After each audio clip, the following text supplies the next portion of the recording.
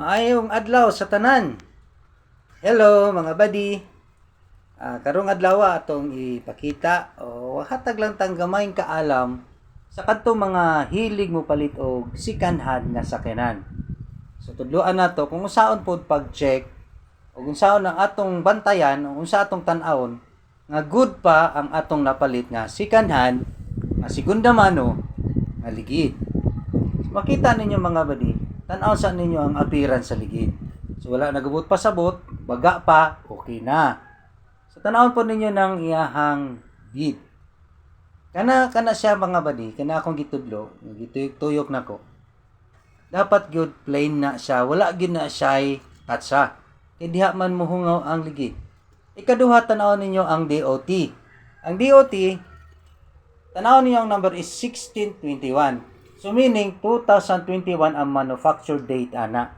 So 5 years pa lang dapat aligid ang iyahang expiration. So mahulog siya nga 16 i-divide mo og 4.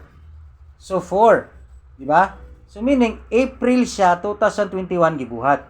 So ihapon nimo wala pa siya nag 5 years naglampas. So good pa ang ligid.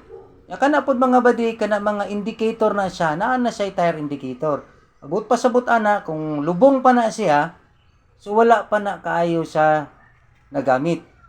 Lubong pa na mga indicator mga badi. Timan-an ninyo basta naga ni arrow di sa kilid, naagi na indicator sa tunga. Og kining makita ninyo, kini, explain ako sa inyo ha kini karon. Yang ligid, basta yung nako dilibot pa sabot baga pa, okay na. Tanawon po nato ang expiration.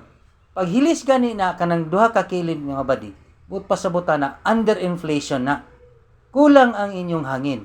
Pag sa tunga gani badi kana sa tunga, sobra po ang inyong hangin. Ano yung timanan. Pero isa lang gani sa kilid, alignment.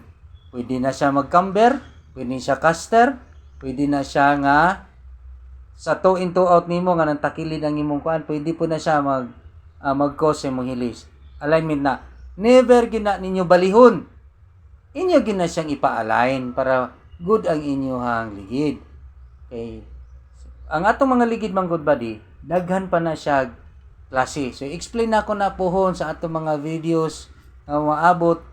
Ihatag na ko na tanan sa inyo ha. Isa-isahon lang nato.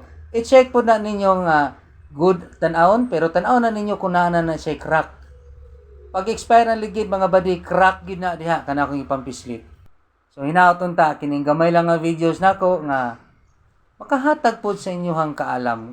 At least naalang gamayng tip makahibalo lang pod mo kung usaon. So salamat kaayo mga badi sa sunod na pod natong videos.